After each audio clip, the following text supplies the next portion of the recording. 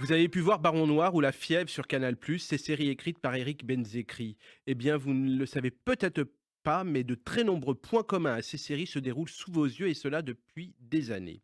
Si je vous dis également que dans le toit de la cathédrale Sainte-Trinité, la cathédrale russe vers le pont Alexandre III à Paris, il y a des capteurs pour intercepter les messages et conversations, une information que m'a glissée une amie avocate très bien renseignée, la lecture d'une étude ajoutée à ce que je viens de vous dire a déclenché l'écriture de cette chronique.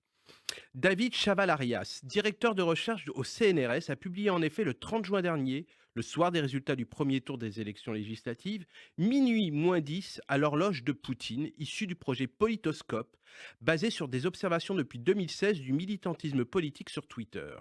Il a analysé les dynamiques sociales et les manipulations d'opinion orchestrées par le Kremlin.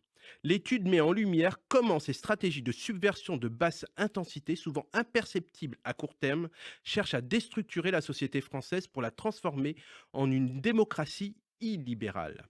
La première partie de cette étude décrit les techniques de subversion utilisées par le Kremlin, rappelant les ingérences passées et les liens étroits déjà entre Poutine et le Rassemblement national. En se basant sur des exemples internationaux comme le Brexit et l'élection de Trump en 2016, l'étude montre que ces actions hostiles consistent davantage en des manipulations insidieuses à long terme que des opérations spectaculaires avec les résultats finaux que nous connaissons. Les méthodes employées incluaient la diffusion de désinformation, l'infiltration des réseaux sociaux et le soutien financier et logistique aux partis politiques favorables à la Russie.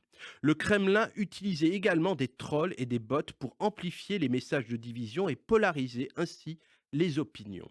Ces agents automatisés et humains seraient susceptibles de créer une illusion de consensus sur des sujets controversés, manipulant ainsi les perceptions publiques. Le souci, c'est qu'à la différence des États-Unis et de la Grande-Bretagne, la France est un pays un peu plus complexe à déstabiliser.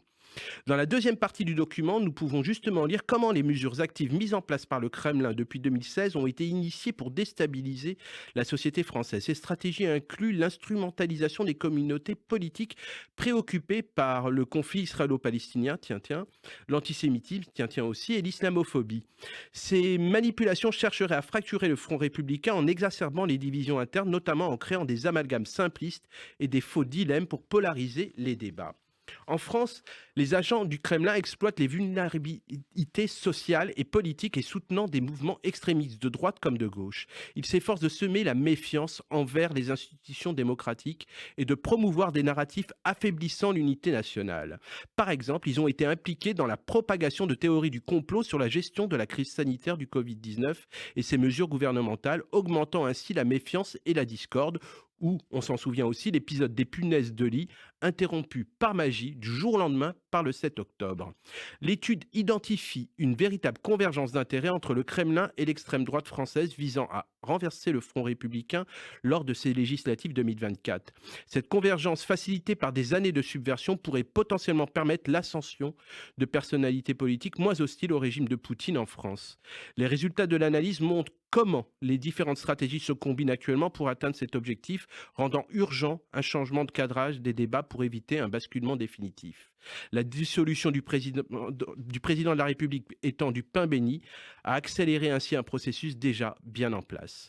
L'étude détaille également l'usage des médias de masse par des influenceurs pour normaliser des idées auparavant marginales. Par exemple, des chaînes de télévision et des sites de nouvelles en ligne, parfois financés indirectement par des intérêts russes, diffusent des contenus qui légitiment les discours populistes et nationalistes. Ces médias servent de relais pour les idées du Kremlin, aidant à remodeler l'opinion publique en faveur d'une politique extérieure russe.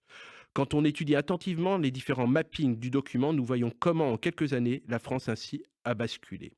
Cette étude de Politoscope doit être lue et connue par le plus grand nombre. Elle démontre via les éléments concrets l'influence insidieuse du Kremlin qui, à travers les stratégies de subversion sophistiquées, tente de remodeler la société française et son paysage politique en faveur de la Russie. Les techniques de manipulation des réseaux sociaux, l'instrumentalisation des fractures sociales et politiques et l'influence sur les médias sont autant de méthodes employées par le Kremlin pour atteindre ses objectifs. Il est encore temps de contrer cela et de sortir de ces griffes que l'on croyait réservées aux autres, et en votant comme il se doit lors de ce second tour dimanche prochain. À la semaine prochaine.